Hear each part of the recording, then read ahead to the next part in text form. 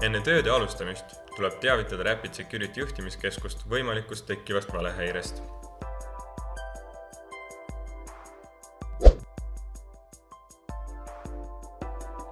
Selleks tööks on vajalik LS14500 3 patareid, mida saab osta Rapid Security e-poest. Keerake andur lahti kinnitusjala küljest.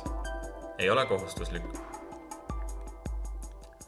Anduri korpuse avamiseks keera lahti 4 kruvi nurkades.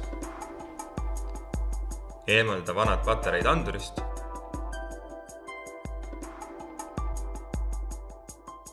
Ja vaheta need uute vastu.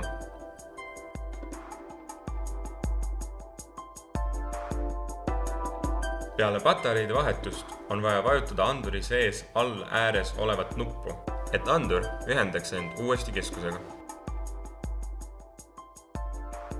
Pane korpus tagasi ja keera kinni kruvid.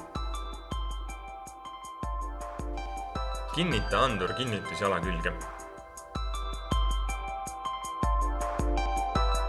Kui patareid on vahetatud, soovitame testida koos meie juhtimiskeskusega, kas andur sai töökorda. Ära viska kasutatud akut tavaprügi hulka, vaid viis kogumispunkti või selleks ette nähtud konteinerisse.